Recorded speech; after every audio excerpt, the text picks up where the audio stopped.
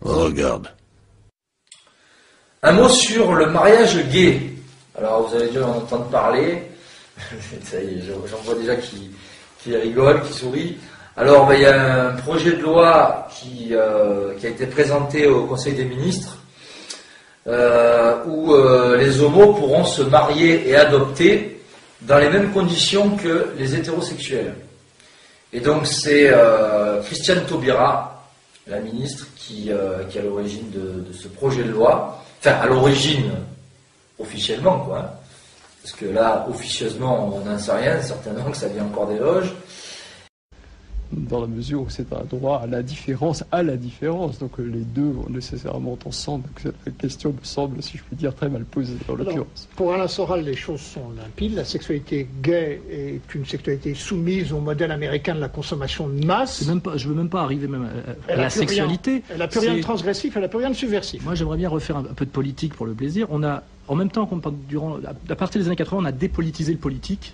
Et pour cacher ce vide, on a politisé autre chose, c'est-à-dire la vie privée. Donc on a transformé quelque chose de l'ordre de la sphère privée qui était le goût sexuel en catégorie politique, pendant qu'on dépolitisait le politique, il n'y avait plus de catégorie sociale, il n'y avait plus de lutte sociale, il n'y avait plus de lutte des classes notamment. Et ce qui est étrange, c'est qu'on a fait passer une nouvelle bourgeoisie de gauche qui s'est appelée les gays pour une couche progressiste, alors que c'était en réalité, en termes pour moi marxistes, une couche relativement réactionnaire. Et on a dit en gros qu'on pouvait être économiquement réactionnaire si on était soi-disant sexuellement progressiste. Alors d'abord, je vois pas comment on peut faire cette pirouette, et deux, je vois pas en quoi la sodomie serait progressiste, parce que ça voudrait dire qu'il y aurait une manière de gauche ou de droite de se faire enculer. Or pour moi, ce n'est pas politique, ça, vous voyez, c'est de l'ordre de la sphère privée.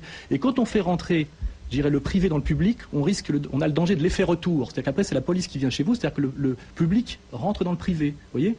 Et si le maire de Paris, pour cacher un manque de projet progressiste, n'avait pas mis en avant sa sexualité, on n'en aurait pas pu lui la reprocher une certaine nuit blanche. Il l'a mis en avant pendant la campagne. On ne peut pas dire qu'on lui reproche beaucoup, et on a raison. Non, mais c'est très dangereux de faire du politique avec du privé. D'abord parce qu'on masque le vrai politique, qui sont les rapports de force politique, les rapports de groupe. Il y a des travailleurs salariés, des détenteurs du capital, ça existe toujours. Et ils peuvent être aussi bien homosexuels, femmes, hommes, ça change rien. Pour se faire exploiter, on peut se faire exploiter par tout le monde, et vice-versa. Mais quand on commence à vendre une pratique politique comme un projet politique, et qu'on politise la pratique privée, on risque le retour du bâton qui s'appelle le totalitarisme. C'est la police qui vient chez vous. Le communautarisme anglo-saxon, Alain Soral, c'est la transformation d'un projet de vie privé. Ça a toujours été dangereux. On l'a vu avec les suffragettes. Elles ont voulu empêcher leur bonhomme de boire, et on a eu Chicago et on a eu Al Capone. C'est du même niveau pour moi. Bon, en tout cas, plus rien de transgressif dans cette sexualité, ni de subversif. Transgressif, c'est toujours relatif à quelque chose, à une norme. Dès lors que la norme a disparu, il n'y a plus de transgression non plus. On est encore sur Georges Bataille, la transgression des trucs qui est un fond idéologique des années 30.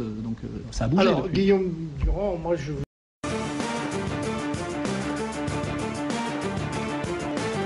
Français, défendu par une ministre qui s'appelle Belkacem, qui est une binationale franco-marocaine qui ne pourrait pas faire ça au Maroc chez Mohamed VI.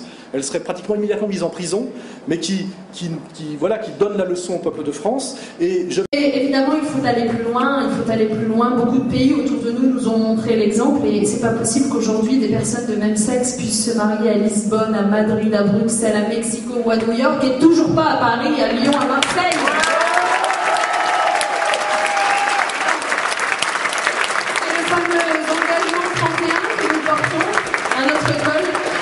C'est le 31e engagement des 60 de François Hollande, ouverture du droit au mariage, adoption et du droit à l'adoption pour les couples de même sexe. Juste pour précision, ce n'est pas un effet de mode, comme le dirait un certain candidat sortant, c'est juste une question d'égalité des droits. Mais l'égalité n'a pas de sens en soi, l'égalité est toujours l'égalité par rapport à quelque chose. Non mais le mariage existe, la polygamie n'existe pas en France, ça vous pouvez pas le reconnaître. Mais le mariage, le but du mariage, monsieur, c'est de faire des enfants pour faire une famille, pour perpétuer les générations. Il y a des hétéros qui se marient et qui ne font pas d'enfants, est-ce que vous les condamnez? Bien sûr que non, mais c'est marginal comme problème. Pourquoi voulez-vous vous marier? C'est ça le problème.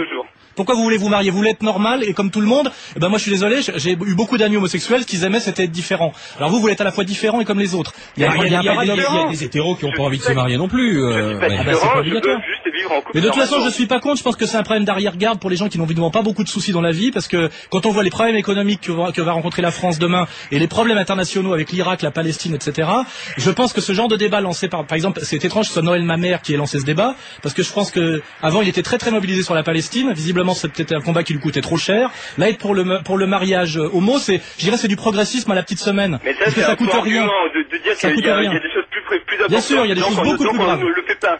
La meilleure façon de faire qu'il n'y ait plus dans la conception commune une hiérarchie entre les couples homosexuels d'une part et les couples hétérosexuels de l'autre. Mais vous êtes marié, vous auriez des enfants, vous sauriez vraiment chanter qu'un de vos enfants soit lesbienne ou homosexuel?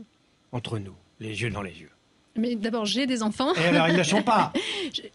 Ils ont 4 ans. Bon, vous n'allez pas nous dire que vous êtes pour l'orientation et pour le genre, quand même. Vous n'allez pas jusque-là. Vous savez, je pense que la question que vous venez de poser, beaucoup de téléspectateurs l'écoutent avec attention. Sans doute y a-t-il parmi eux des gens qui ont de fait des enfants qui ont avoué ou pas leur homosexualité. Et je pense qu'il faut y répondre très clairement. Oui, à titre personnel, je considère qu'être homosexuel, c'est une orientation sexuelle parmi d'autres. On peut être hétérosexuel, on peut être homosexuel, que ça n'est pas une anomalie, que c'est aujourd'hui considéré comme une anomalie parce qu'il y a cette inégalité de droits dans la société qui finalement est le... Dans quel schéma? Moi, je m'en fous un peu. Le problème, c'est qu'il faut appeler un chat un chat. Vous n'en foutez pas. Je vais vous citer. Quel homosexuel lucide, quel folle un peu honnête oserait nier que si Jean Genet revenait aujourd'hui, il cracherait à la gueule et pisserait au cul de ces bourgeois propres, si fiers de faire leurs courses en couple et en Duffelcote dans les fromageries du Marais. Mais là, j'attaque la bourgeoisie. C'est la bourgeoisie que j'attaque. C'est-à-dire que j'aime pas qu'un bourgeois dise qu'il est un progressiste parce qu'il se fait enculer. C'est parce que, alors là, parce que je vois pas en quoi il serait de gauche de se faire enculer. Ce n'est ni de gauche ni de droite. Et de dire qu'il est progressiste sur le terrain des rapports réels politiques, d'avoir soi-disant une sexualité qu'on prétend subversive, alors que dans le Corridon, on nous dit bien justement qu'elle est tout aussi naturelle que l'autre. Donc elle est incroyablement obsédée par l'enculage. Quel rapport à l'enculage? Ça fonde l'autologie. Non, non, c'est la base ontologique de l'homosexualité, c'est l'enculage. C'est le fondement. Oui, c'est le fondement. Ça, on peut pas passer à côté. C'est quand même ça qui détermine la catégorie. Très bien passer à côté. Mais le problème, c'est pas ça. C'est que moi, pour moi, il n'y a pas de problème. Il n'y a pas de problème ni au niveau de rapport nature-culture, parce que c'est vrai que l'homosexualité est dans le règne animal. Il y a simplement un problème de reproduction, on va dire naturelle, c'est qu'il faut quand même que les hommes et les femmes s'accouplent pour qu'il y ait de la descendance. Donc c'est en ça que l'hétérosexualité est une sexualité naturelle, c'est qu'elle est reproductive. Donc elle a un sens par rapport à la nature. Mais c'est des définitions épistémologiques, je veux dire, il faut les donner, elles sont pas... Elles sont discutables. Non, mais c'est pas ça. C'est que si les hommes et les femmes ne s'accouplent pas au niveau de la recherche actuelle, l'humanité disparaît. C'est un problème qui n'est pas secondaire. Moi, je me fous éperdument. On va essayer quand même de comprendre ce qui s'est passé. Heureusement que votre mère ne s'en est pas foutue. Vous avez raison. Sur cette mission, c'est de la lutte contre l'homophobie. Quand on connaît votre parcours personnel, c'est pas très étonnant que cette mission-là vous soit confiée, mais vous êtes comme ministre du droit des femmes. Comment est-ce que les deux s'articulent ? D'abord, je suis très heureuse qu'elle me soit confiée. C'est vrai que c'est un sujet sur lequel je travaille depuis quelques années. Ce sont des sujets, parce qu'il y a plusieurs problématiques sur lesquelles je travaille depuis plusieurs années. C'était des sujets qui étaient un peu restés orphelins dans la composition du gouvernement. Et le premier qui donnait un signal fort sur ces sujets, se poseront toujours des questions de discrimination dans le monde du travail, de préjugés, de reconduction de stéréotypes dans le monde de l'éducation, dans le monde du sport, dans le monde de la culture. On a un peu évoqué les médias tout à l'heure. Se poseront des questions d'homophobie, de violence à l'égard notamment des plus jeunes, de malaise, de mal-être, je devrais dire, des plus jeunes, du niveau de suicide qu'on connaît aujourd'hui malheureusement chez les jeunes homosexuels ou chez les jeunes trans, de transphobie aussi. Dans cette lettre de mission, il y a deux choses importantes. La première, c'est que le gouvernement, par la voix de Jean-Marc Ayrault, fait de la lutte contre l'homophobie et la transphobie et contre les discriminations un sujet prioritaire pour le gouvernement. Ça fait partie de ses préoccupations. Il a envie qu'on avance rapidement. Il me semble que beaucoup trop de choses très importantes passent trop vite. J'aurais envie évidemment de dire quelque chose sur chacune des phrases que tu as dites, mais il faudrait les prendre une à une. Appeler la police nécessairement petit bourgeois, qu'il n'y a pas d'homophobie en France, qu'il n'y a pas d'homophobie dans le petit peuple. Tu parles. Non, mais il n'y en a pas tant que ça, je veux dire. Il n'y a pas mort d'homme. Il n'y a pas Ça s'arrange. Cela dit, je ne suis pas favorable à l'établissement d'une loi spéciale en faveur de l'homophobie. Certainement pas. Ça n'a rien à voir avec ça. Ça a à voir avec le problème d'identité sexuelle. Tu sais qu'il y a, dans la psychanalyse, il y a une théorie sur l'hétérophobie. Mais pas du tout. Le c'est que la difficulté à intégrer son identité, sexuelle, à partir de ce prolongement de la sexualité crée je pense qu'il y a aujourd'hui en France une hétérophobie. Je pense qu'il y a une facilité d'être.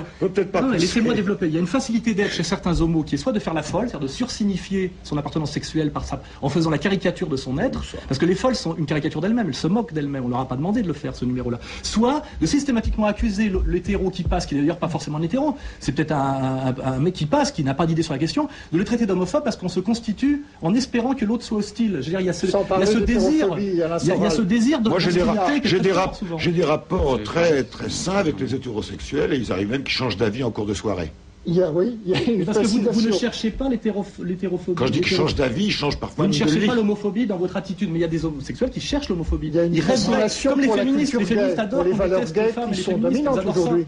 C'est ce que les spécialistes du marketing appellent les hétéroflexibles.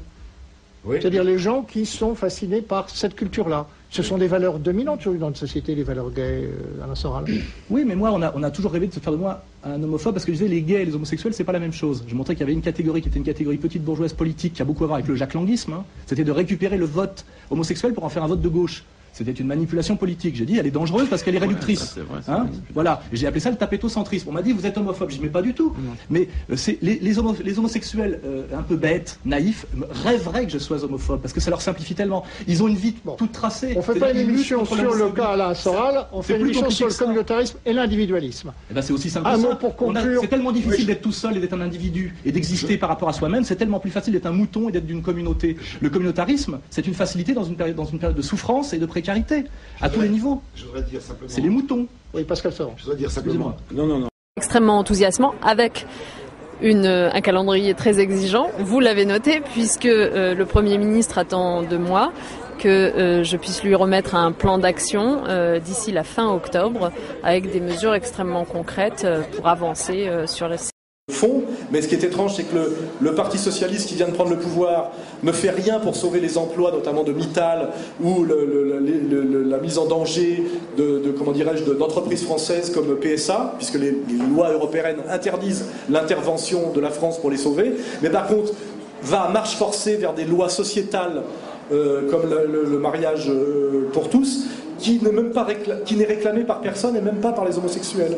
Donc on essaie de comprendre aujourd'hui pourquoi un gouvernement qui se dit socialiste, c'est-à-dire qui incarne soi-disant la tradition du progressisme français, ne se bat que pour une chose, c'est pour que les couples d'homos qui ont les moyens puissent acheter les enfants du tiers-monde pour en faire je ne sais pas trop quoi. Et ça, c'est un débat... C'est pas une question d'hormones ou de compulsivité sexuelle. C'est une question de liberté. Dès lors qu'un individu a l'homosexualité comme orientation sexuelle, il est attiré par des personnes de même sexe que lui. Il tombe amoureux. Il a envie de construire une vie de famille, un projet familial, d'avoir des enfants. Est-ce que ça n'est pas quelque chose qu'il faut respecter ? Il y a beaucoup d'homosexuels qui n'ont aucune envie de se marier. Je ne dis pas qui que ne veulent c'est pas avoir des enfants. Et c'est un projet qui vient du haut, c'est-à-dire que nous sommes de plus en plus confrontés à des revendications présentées comme des revendications, je dirais, d'émancipation et populaires, alors qu'elles sont voulues par l'oligarchie, que aucune minorité ne les demande. Et là, on peut le vérifier quand on interroge les homosexuels du quotidien. Ils disent non seulement ça ne nous intéresse pas, le mariage et l'adoption, mais en ce moment, on se sert de nous, finalement, on nous met en avant dans un combat qui défie la société tout entière, qui va nous retomber sur la gueule, parce que le couillon moyen est persuadé que les homos veulent à tout prix adopter des gosses du tiers-monde, pour en faire on ne sait pas trop quoi. Alors qu'en fait, non, ils n'ont rien demandé. Et c'est assez étrange de voir Taubira monter au créneau, des ministres d'État monter au créneau pour dire il faut que les Français se soumettent à la marche du progrès et finalement les couples moyens qui disent il nous semble qu'il est mieux pour un enfant qu'il naisse d'un papa et d'une maman se font traiter de fascistes par le gouvernement. On n'est même plus face à des petits groupes extrémistes. Et ça, c'est une situation française qui accompagne aussi le fait que Dieudonné vient d'être condamné à 20 000 € d'amende parce qu'il s'amusait à parodier une chanson de Annie Cordy pour incitation à la haine raciale, parce qu'il a chanté « Chaud ananas, chaud abricot, touche à ton cul pour voir si c'est chaud ». Voilà, et ben